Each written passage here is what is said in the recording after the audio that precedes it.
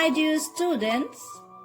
Welcome to another session of English learning. In today's session, we will discuss a very well-known and heart-touching poem, This is My Prayer to Thee. The poet of this beautiful poem is Rabindranath Tagore. Dear students, I am your teacher, Kulvinder Kaur Roohani, English mistress. Before commencing our poem, I would like to tell you about the poet of this poem. Rabindranath Tagore was a Bengali poet, writer, music composer, and painter. His most famous works include Gora, Gitanjali, A Man from Kabul, popularly known as Kabuliwala, The Holidays, Rajshiri, and so many others. Our national anthem, Jana Gana Man, was also written by this great poet. Tagore was also known by his pen name Bhanu Singha Thakur. Students, let me tell you something about one of his most famous book, Gitanjali. The meaning of the word Gitanjali in Bengali is song offering. Song offering refers to devotion to God. Gitanjali was originally written in Bengali and published in the year of 1910. Later on, after nearly 2 years, that is in 1912, Gitanjali was published in English language. Do you know, children? It was translated by Rabindranath Tagore himself. And he was awarded the Nobel Prize for Literature in 1913, largely for the English translation Song Offerings, that is Gitanjali. This is My Prayer to Thee is the 36th song of Gitanjali. Come on, children, let's recite the poem, This is My Prayer to Thee. This is my prayer to Thee, my Lord. Strike, strike at the root of penury in my heart. Give me the strength lightly to bear my joys and sorrows. Give me the strength to make my love fruitful in service. Give me the strength never to disown the poor or bend my knees before insolent might. Give me the strength to raise my mind high above dilatory files, and give me the strength to surrender my strength to Thy will with love. This is my prayer to Thee, my Lord. Strike, strike at the root of penury in my heart. It is very motivational poem, students. To understand this beautiful poem accurately, let us have a look on the word meanings. So the first word is thee. It means you. Thee is an old-fashioned poetic or religious word for you. Here in this poem, thee refers to God. Next, prayer. It is an act of communication by humans with the sacred or holy power, that is God. We say it puja, prarthana, ardas in Hindi or Punjabi language. Next is root. Root is the basic origin or cause of something. Lord, it is a name for God. Next is strike. It means to hit something. The next word is penury. The meaning of penury is extreme poverty. Next is strength. It means power. Next is lightly.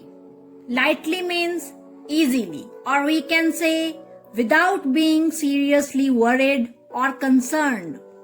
Next word is bear. It means to be able to accept and deal with something unpleasant. Next is joy. It is a feeling of great happiness. Next, sorrow. It is opposite of joy, a feeling of sadness. Next, fruitful. It means producing useful or good results. Never means not ever, at no time. Next word is disown. It means to reject, abandon, renounce or deny. Next is insolent. Insolent is a rude person who is lacking respect. Another one is might. It means strong, powerful, or we can say forceful. Next is raise. The meaning of raise is rise, or we can say to go high or up. Our next word is daily. It means every day. Trifles. The meaning of trifle is unimportant, or we can say something that is of little value. The meaning of surrender is to give up, or in spiritual aspect we can say to renounce. Thy means your, and the last one, will. Here, will refers to God's will, that is, plan for humanity. Okay students, with this our word meanings are completed. Now we will try to understand the poem in a sequential manner. This is my prayer to thee, my Lord. Strike, strike at the root of penury in my heart. Give me the strength lightly to bear my joys and sorrows. Give me the strength to make my love fruitful in service. So students, in the first sentence, the poet says to God that he is doing prayer. The poet asks for God's divine blessings in the form of prayer. He requests God to strike at the root of penury in his heart. Here, the root of penury refers to the poverty in the poet's heart.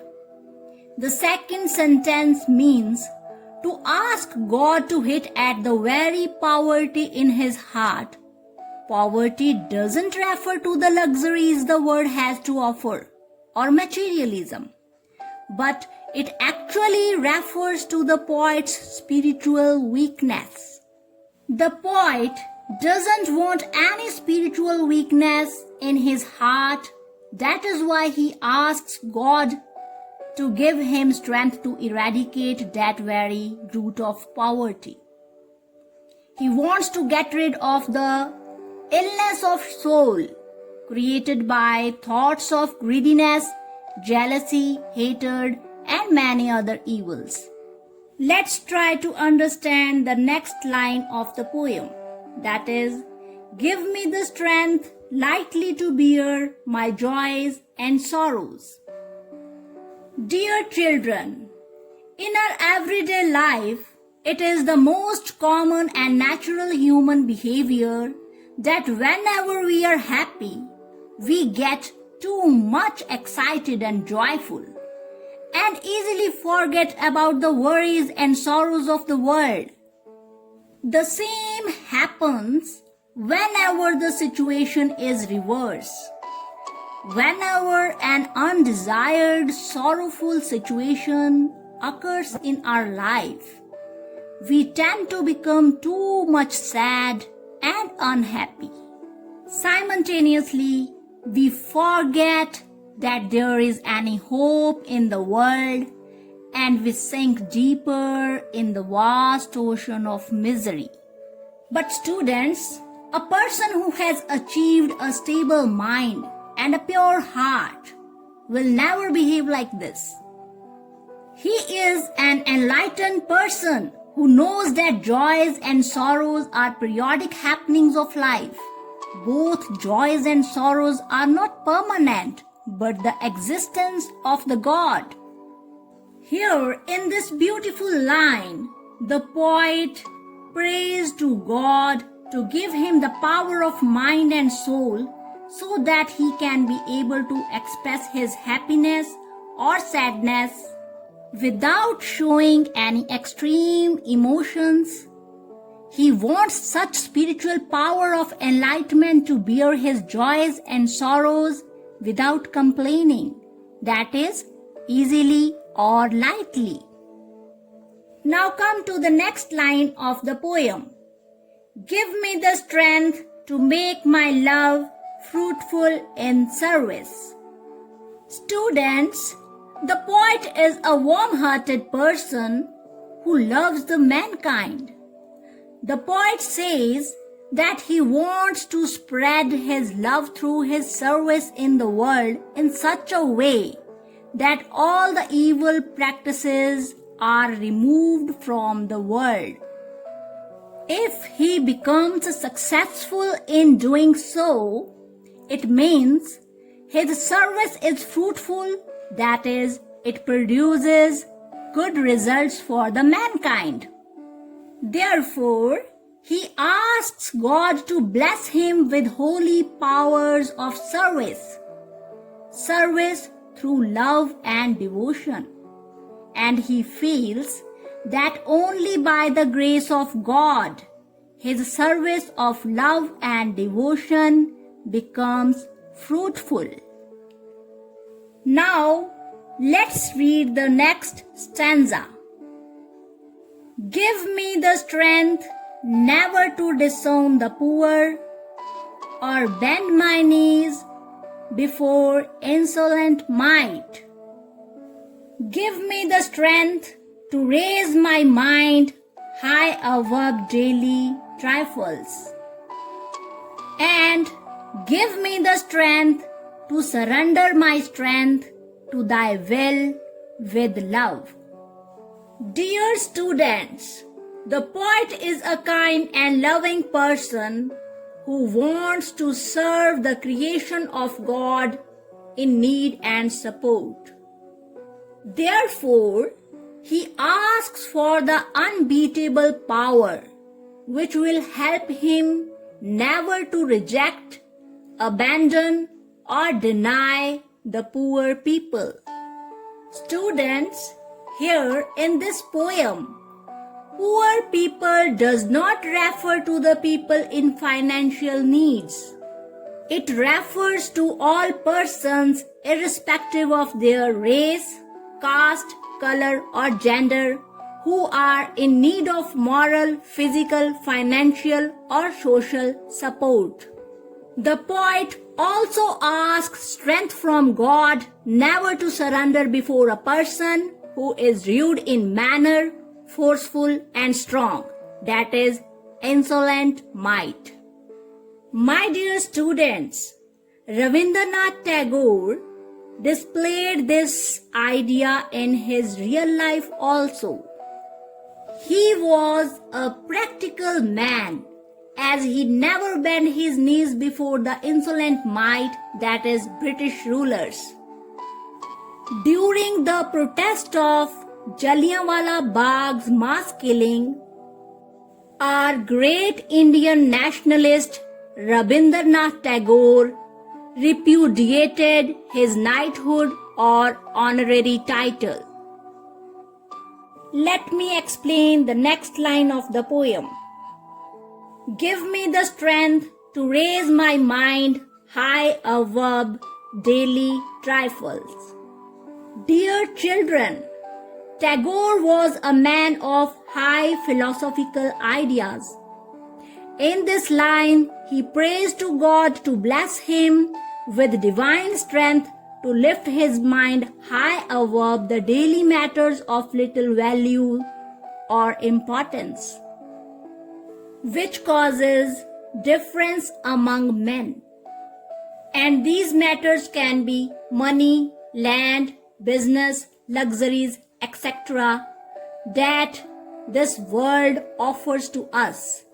The poet mentions this demand in his poem to show his strong determination towards the service of mankind for the greater good. And he can convert his determination into real actions only after getting God's grace and blessings. The poet is thinking that only with God's power he will become able not to indulge himself into useless daily trifles. Okay, students, now let's try to understand the last and the most beautiful line of this poem. It is, "And give me the strength to surrender my strength to thy will with love." Dear children, power brings pride. It is a simple sentence with deep meaning, which explains how power given to a particular person makes him go crazy, rude, dominant, cruel, and inconsiderate. Here, the poet fears that after receiving powers from God, he will brag about them and disrespect his master. So he prays to God to help him to control his powers so that he does not assume himself superior to the rest of the world. In these lines, the poet requests the God to channel him into his devotion, love, and worship. He requests to God so because he does not want to get distracted from the path he chose. He wants to be under the peaceful and divine shelter of the Master of the entire universe. And that's why he says, "Give me the strength to surrender my strength to thy will with love." Wow! What a beautiful and heartwarming poem it is. This valuable piece of literature can change the life of many people. So, dear students, I hope that you understood this poem very well. Now, if we are to drive out the theme or the central idea of this poem, we can say that it is a motivational poem which gives us a great message, that is, a man should try to get rid of the poverty of his heart by serving the mankind. He should oppose the cruel and help the poor. He should have strength to bear his joys and sorrows lightly and to surrender himself to the will of God. So this was the central idea of the poem. Now let us do the comprehension of this poem. There are 8 questions which we will discuss one by one. Let's start it. So question number 1 is, who does the poet pray to in his poem? I know all of you know the answer of this question.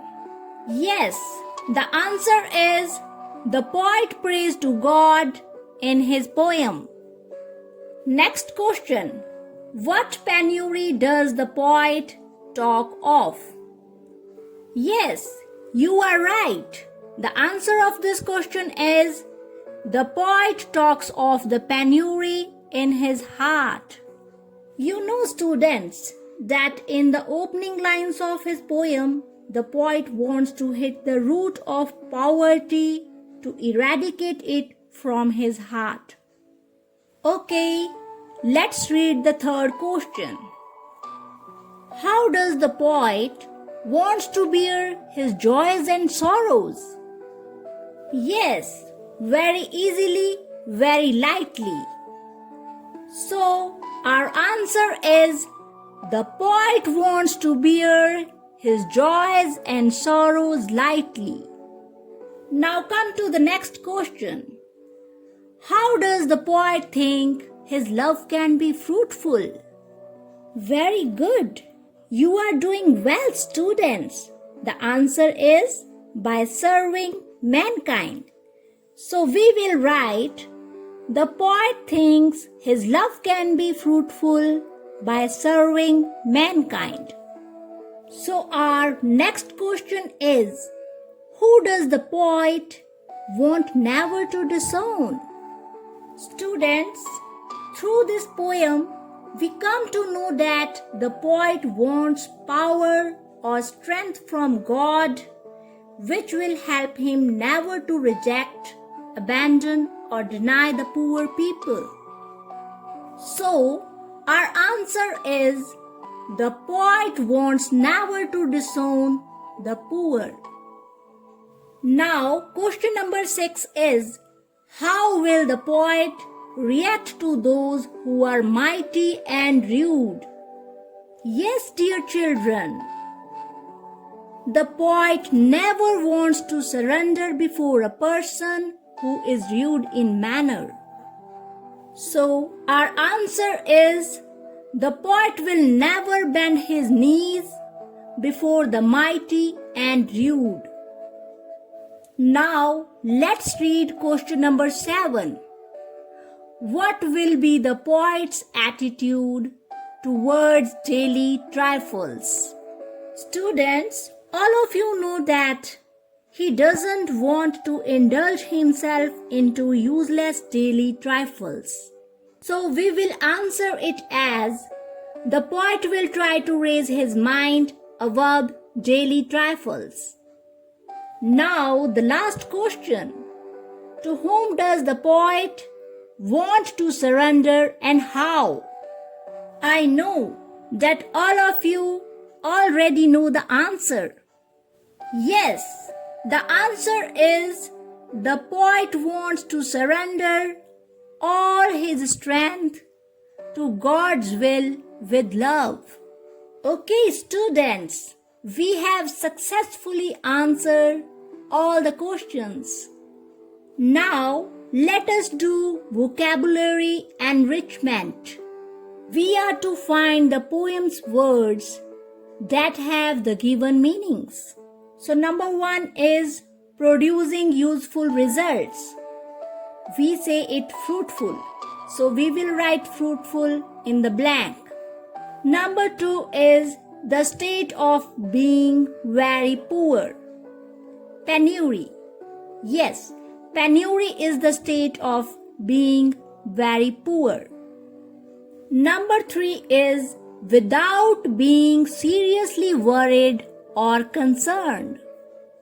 The one word we say for it is lightly.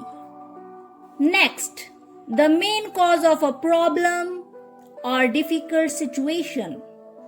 We call it root. Yes, root is the main cause of a problem or difficult situation. Number 5 is stop having connection with somebody or something. Its answer is disown. Number 6, the last one. What somebody wants to happen in a particular situation. So the answer is will. Here we have done the vocabulary enrichment too. My dear children, this great poem, which is actually a prayer to God, can make you a practical person, as this poem teaches essential lessons of life and also sets a path for the growth of humanity.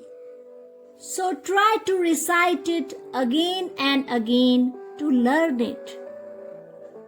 And also write this poem in your notebook.